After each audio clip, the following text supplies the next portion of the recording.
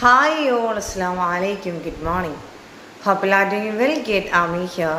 എല്ലാവർക്കും സുഖമാണ് സന്തോഷമാണ് എന്ന് ഞാൻ വിചാരിക്കുന്നു. Okay great.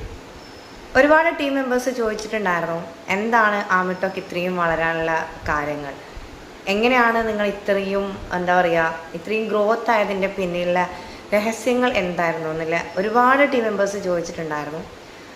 ഒരുപാട് ലേഡീസ് ആയാലും ആരായാലും അവരൊക്കെ ചോദിക്കുന്ന സമയത്ത് പറയാറുണ്ട്, നിങ്ങളെപ്പോലെയൊന്നും നമ്മൾക്കൊന്നും ഗ്രോത്ത് ചെയ്യാൻ പറ്റുന്നില്ലല്ലോ. ഒരു പ്രശ്നങ്ങൾ വരുന്ന സമയത്ത് അത് നമ്മൾ ഓരോരുത്തരും തളർന്നുകൊണ്ടേയിരിക്കുന്നു. പക്ഷേ മാം ഒരിക്കലും തളരുന്നില്ല.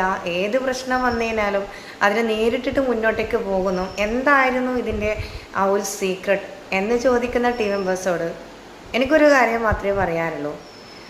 നമ്മൾ പല വിമർശനങ്ങളിലൂടെയും പല സാഹചര്യത്തിലൂടെയും കടന്ന് നമ്മൾ പോകാറുണ്ടാവും.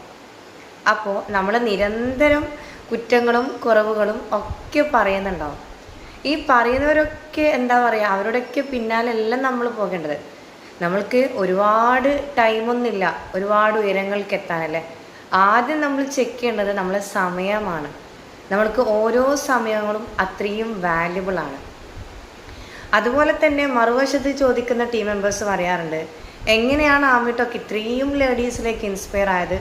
ഓൾമോസ്റ്റ് അൽഹംദുലില്ലാ ഇന്നിപ്പോൾ നിലവിൽ നടക്കുന്നത് 83 ലേഡീസ് ഇൻസ്പയർ ആയി. മാഷാ അല്ലാഹ്, അൽഹംദുലില്ലാ ഹയർ.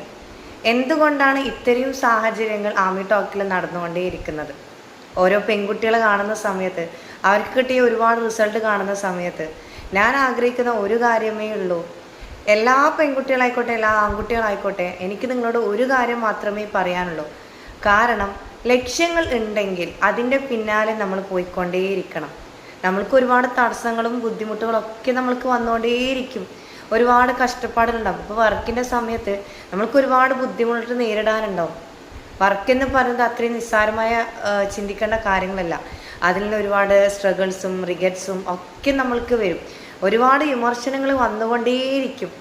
ഓരോരിക്കലും നമ്മൾ തളർന്നിട്ട് നമ്മൾ പറയും ഒന്ന് കിട്ടിയതിട്ട് പോയാലോ എന്ന് നമ്മൾ ചിന്തിക്കും. പക്ഷേ നമ്മൾ ഒരിക്കലും ക്വിറ്റല്ല ചെയ്യേണ്ടത്, മറിച്ച് നമ്മൾക്ക് എങ്ങനെ ഇതിനെ വിജയം കണ്ടെത്താൻ കഴിയും, അതാണ് നമ്മൾ ആദ്യം ചിന്തിക്കേണ്ടത്.